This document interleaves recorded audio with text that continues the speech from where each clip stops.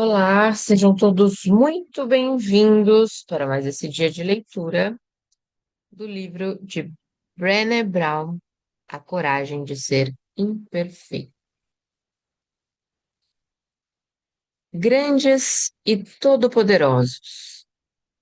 Quanto mais aprendo sobre os homens e suas experiências com a vergonha, mais associo a tudo isso a imagem da caixa daquele universitário.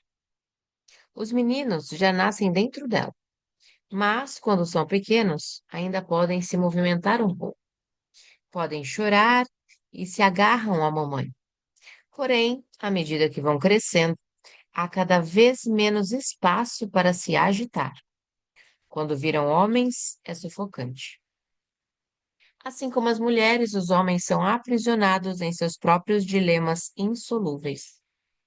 Nos últimos anos, com a recessão na economia americana, comecei a ver que, depois que a escassez tomou conta da nossa sociedade, a mensagem não é mais apenas não seja fraco.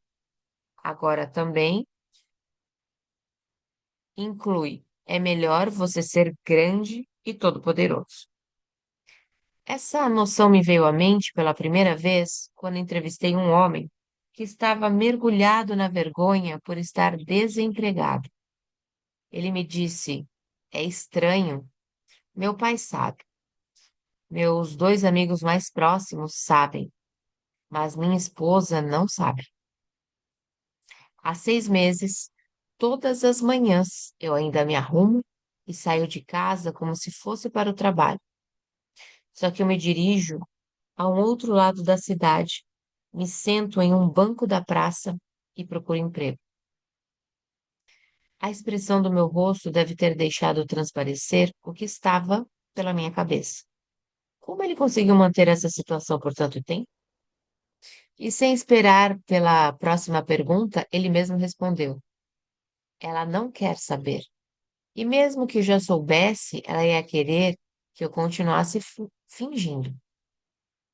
E acredite em mim, se eu arranjar um novo emprego e só contar depois que já estiver empregado, ela ficará agradecida.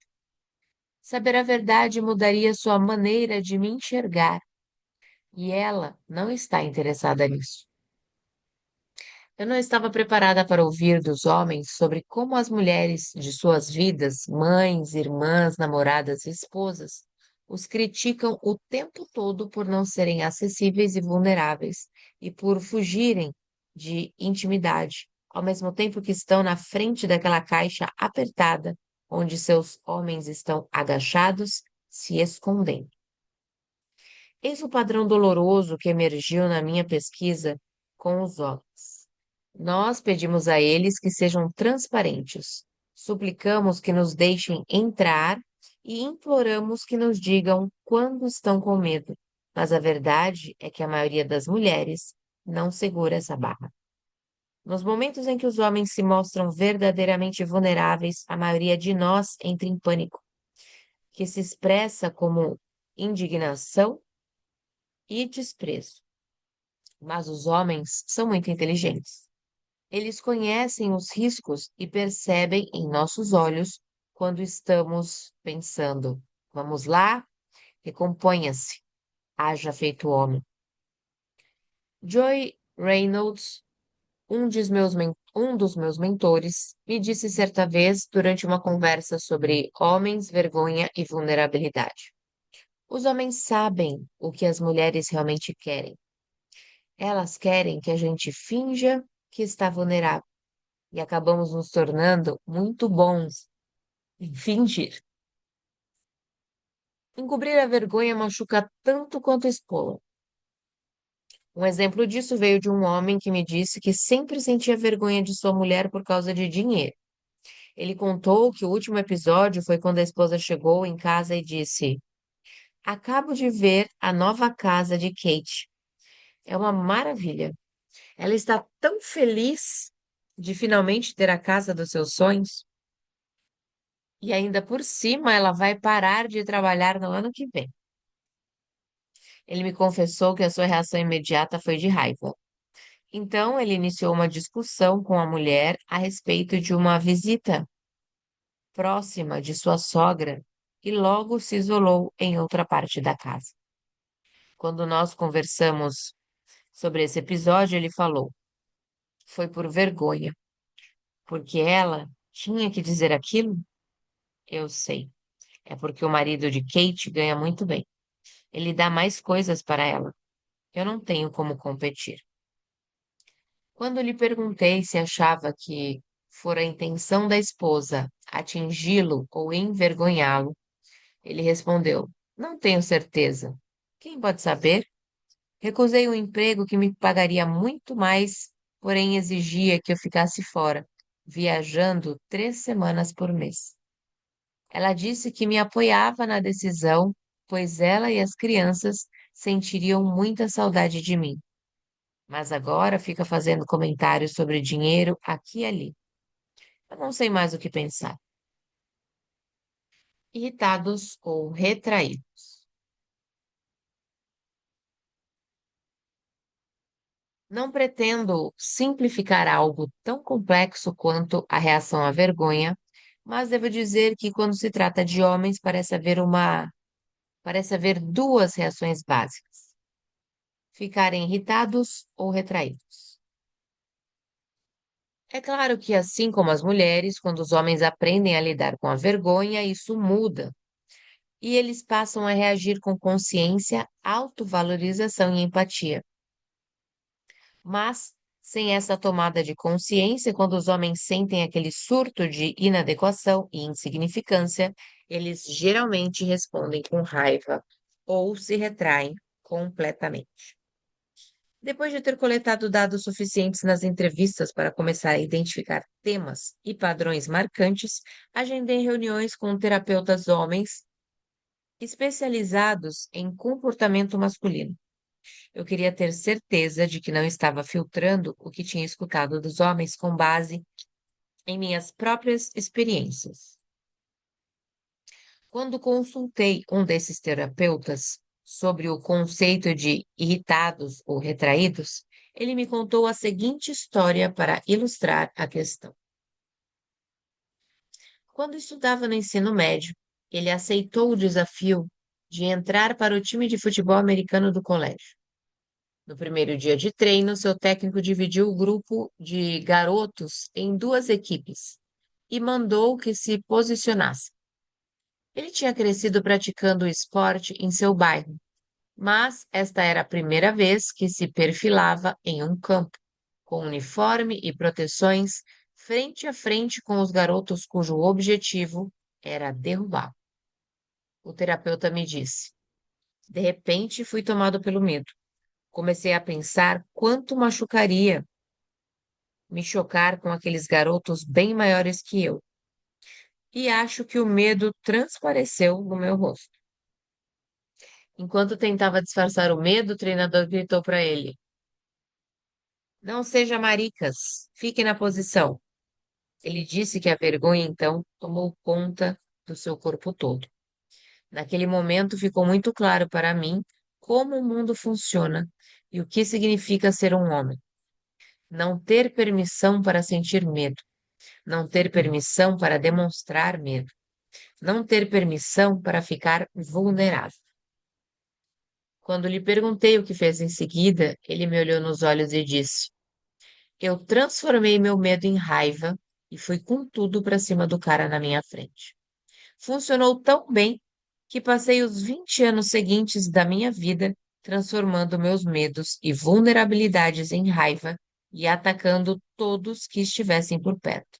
Minha esposa, meus filhos, meus funcionários. Eu não conhecia outra maneira de disfarçar o medo e a vergonha. O medo e a vulnerabilidade são emoções poderosas. Não há como simplesmente ignorá-los. Você tem que fazer algo com eles.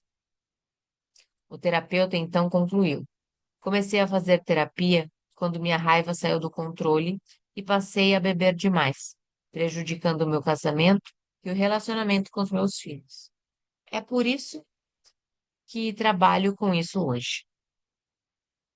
A resiliência e a vergonha, com os 4 elementos que vimos no capítulo anterior, tem a ver com um meio termo, uma opção que nos permita abraçar o momento e encontrar a coragem emocional de que precisamos para reagir de uma maneira que não contrarie nossos princípios.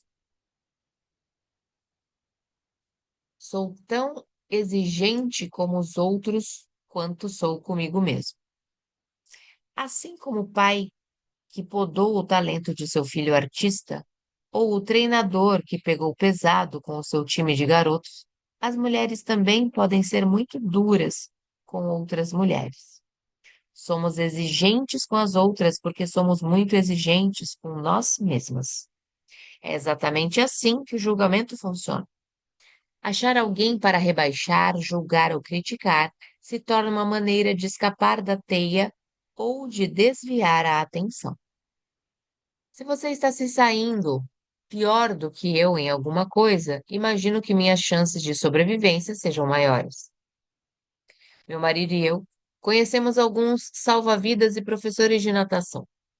A grande regra do salvamento é utilizar todos os recursos possíveis antes de saltar e tentar tirar alguém da água. Mesmo que seja um exímio nadador e que a pessoa que está em dificuldade tenha a metade do tamanho dele, alguém desesperado fará tudo para salvar a si mesmo, para conseguir manter o fôlego, inclusive empurrar o salva-vidas para o fundo no seu esforço de sobrevivência. O mesmo acontece com as mulheres na teia da vergonha. Estamos tão desesperadas para nos livrar da vergonha que ficamos constantemente atacando as pessoas à nossa volta quando nos sentimos ameaçadas. A ironia é que a pesquisa revela que julgamos as pessoas nas áreas em que nós mesmas somos vulneráveis à vergonha, atingindo, sobretudo, quem está fazendo as coisas pior do que nós. Se me sinto bem em relação à educação dos filhos, não tenho interesse em julgar as opções de outras pessoas. Se, se me sinto confortável com meu corpo, não saio por aí zombando do peso ou da aparência de ninguém. Somos cruéis umas com as outras porque usamos essas mulheres como alvo de nossas próprias insatisfações com as deficiências vergonhosas que carregamos. Isso é nocivo e ineficaz. E se olharmos para o bullying nas escolas, é também contagioso. Nós ensinamos esse falso mecanismo de sobrevivência para nossas filhas. Nas minhas entrevistas com professores e diretores de escola, surgiram dois padrões que se relacionam diretamente com esse tema. O primeiro padrão é que muitas vezes as crianças que se envolvem com prática de bullying ou competem por posição social, degradando as outras, têm pais que se comportam da mesma maneira com elas. Quando se tratava de garotas, a frase que surgia com frequência nas entrevistas era: os pais delas não estão preocupados com seu comportamento. Eles têm orgulho de que ela seja uma garota popular. Um diretor comparou essa atitude com a dos pais que primeiro perguntam: bem, pelo menos meu filho ganhou a briga? O outro padrão, que surgiu apenas nos últimos 2 anos da pesquisa, é a idade em que isso acontece. Quando comecei este trabalho, o bullying ainda não era um tema relevante na sociedade, mas como pesquisadora da vergonha, eu já dava importância a isso. Escrevi sobre o assunto na página de opinião do jornal Houston Journal, há mais de 10 anos. Na ocasião, meu foco eram os adolescentes, porque a coleta de dados apontava a adolescência como a idade em que esses casos mais ocorriam. Nos últimos anos, entretanto, constatei que muitos meninos e meninas têm se envolvido nesse padrão de comportamento já nos primeiros anos escolares. Como romper esse ciclo vicioso? Talvez dando o exemplo de que a solução para se livrar da vergonha não é denegrir pessoas que estejam na mesma situação que nós, mas, ao contrário, darmos as mãos e tentarmos sair dela juntos. Por exemplo, se estivermos em um cinema e observarmos uma mãe com o filho gritando, fazendo manha e jogando pipoca no chão, Nós temos uma escolha. Se escolhermos usar esse momento para confiar que somos pais ou mães melhores e que ela está presa na teia de uma maneira que não estamos, iremos lançar olhares de desaprovação e seguir nosso caminho. Porém, a outra escolha é olhar nos olhos daquela mãe em dificuldade de maneira compreensiva, tentando transmitir com um sorriso amigável a mensagem: você não está sozinho. Já passei por isso. E assim fazê-la se sentir mais acolhida e segura. Isso é empatia. A empatia requer vulnerabilidade, pois sempre corremos o risco de levar um fora, mas ainda assim vale a pena. O número crescente de homens e mulheres dispostos a correr o risco da vulnerabilidade e partilhar suas histórias de vergonha me dá muita esperança. Vejo isso em atividades de acolhimento, aconselhamento formais e informais, nos blogueiros que usam a tela para dividir suas experiências com os leitores, nas escolas que não só estão se tornando cada vez menos tolerantes com o bullying entre os alunos, mas também estão chamando à responsabilidade aos professores, os inspetores e os pais. Os adultos estão sendo cobrados a promover o modelo de sanidade emocional que tanto querem ver nas crianças e nos jovens. Há uma transformação silenciosa acontecendo que está nos levando de afrontar o outro para nos aproximar do outro. Sem dúvida, essa transformação exigirá saber lidar com a vergonha. Se estivermos dispostos a ousar grandemente e a nos arriscar, ficando vulneráveis, nos libertaremos da teia e reconheceremos nosso valor. Homens, mulheres, sexo e imagem corporal. Em 2006, tive um encontro com 22 estudantes de universidades para falar sobre a vergonha, ou estudantes universitários. Em determinado momento, um rapaz de 20 e poucos anos contou que acabara de se divorciar de sua esposa, pois, quando voltou do serviço militar, descobriu que ela estava tendo um caso. Ele disse que não ficou surpreso porque nunca tinha se sentido bom o bastante para ela. Confessou que perguntava à ex-mulher constantemente o que ela queria e que sempre que chegava perto de satisfazer suas necessidades, ela redefinia a meta para mais longe. Uma moça da turma pediu a palavra e disse: os rapazes são iguaizinhos. Eles também nunca estão satisfeitos. Nós nunca somos bonitas, atraentes ou magras o bastante. Em questão de segundos, o foco se tornou imagem corporal e sexo. A discussão era principalmente sobre como é assustador fazer sexo com alguém de que se gosta quando se está envergonhado ou, aliás, envergonhado com alguma parte do corpo.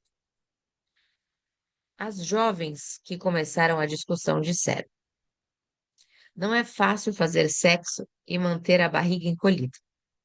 Como a gente pode sentir prazer quando está preocupada com a gordurinha nas costas? O rapaz, que compartilhou a história do divórcio, levantou a mão e gritou: o problema não é a gordurinha nas costas. Vocês estão preocupadas com isso, mas nós não. Não estamos nem aí. O grupo ficou completamente em silêncio. Ele respirou fundo e completou: parem de fantasiar sobre o que se passa em nossa cabeça. O que realmente pensamos é: você me ama? Você se importa comigo?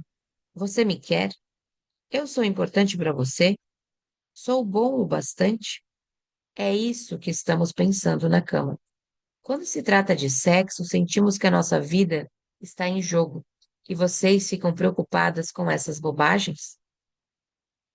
Nesse momento, alguns rapazes na sala estavam tão exasperados que colocaram as mãos sobre o rosto. Algumas garotas choravam e prendiam a respiração.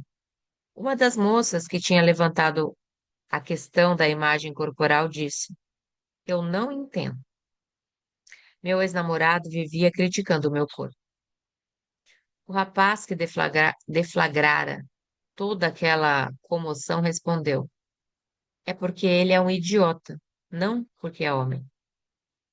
Um outro rapaz, já próximo dos 30, se manifestou de seu lugar, olhando firme para todos nós. É verdade, quando vocês querem estar conosco, sem reservas, nos sentimos mais valorizados, ficamos mais felizes, acreditamos mais em nós mesmos. Estou casado desde os 18 anos e é o que sinto com minha mulher. Até aquele momento, eu nunca pensara que os homens pudessem se sentir vulneráveis em relação ao sexo. Jamais tinha imaginado que a autoestima deles estivesse de alguma maneira em jogo. Depois disso, conversei com muitos outros homens a respeito de temas como sexualidade, vergonha e valorização, incluindo profissionais de saúde mental. Uma das entrevistas foi com um terapeuta que passara mais de 20 anos trabalhando apenas com clientes do sexo masculino. Ele me explicou que os homens aprendem desde muito cedo que a iniciativa do sexo é responsabilidade deles, e a rejeição sexual logo se torna a marca registrada da vergonha masculina. Ele comentou comigo: confesso que quando minha esposa não está interessada em sexo, eu ainda tenho dificuldade para lidar com sentimentos de rejeição. Não importa se entendo intelectualmente porque ela não está afim. Fico vulnerável e é muito difícil. Quando lhe perguntei a respeito do trabalho que ele desenvolve sobre vícios e pornografia, ele me deu uma resposta que me ajudou a compreender esse assunto a partir de uma perspectiva inteiramente nova. Ele disse: por US$ 5 e 5 minutos, você acha que está tendo o que precisa, e sem o risco de ser rejeitado. O motivo de essa colocação ter me impactado tanto foi por ser absolutamente diferente do que as mulheres pensavam. Depois de entrevistar mulheres por uma década, ficou claro que elas acham que os homens buscam pornografia por não gostarem da aparência delas e ou por causa da falta de competência delas na área sexual. No fim da minha entrevista com o terapeuta, ele disse: a grande revelação é que o sexo é assustador para a maioria dos homens. É por isso que todas essas coisas, da pornografia à violência, são tentativas desesperadas de exercer poder e controle. A rejeição é profundamente dolorosa. Desenvolver um relacionamento íntimo, físico ou emocional é quase impossível quando nossos mecanismos de vergonha estão ativados com força total. Algumas vezes esses excessos de vergonha estão diretamente ligados ao sexo e à intimidade. Porém, com muita frequência, são os gremlins lançando confusão sobre nossos relacionamentos. Como vimos, os motivos mais comuns para a vergonha estão relacionados à imagem corporal, envelhecimento, aparência, dinheiro, criação de filhos, maternidade e paternidade, esgotamento, ressentimento e medo. Quando perguntei a homens, mulheres e casais como eles praticavam a espontaneidade de uma pessoa plena em torno desses tópicos tão delicados, uma resposta surgiu repetidas vezes, com conversas sinceras e afetuosas que requerem grande vulnerabilidade. Precisamos ser capazes de falar sobre como nos sentimos, sobre o que necessitamos e desejamos, e precisamos ouvir com o coração aberto e a mente aberta. Não há relacionamento íntimo sem vulnerabilidade. Ficamos por aqui em mais este dia de leitura. E se você acompanhou esse vídeo até aqui e ainda não é inscrito no canal, aproveite agora, é rapidinho, já se inscreva, deixe seu like e ative o sininho. Assim você receberá todo novo vídeo assim que ele for lançado. Eu sou Vanessa Luz, um beijo no seu coração e nos encontramos por aqui numa próxima leitura.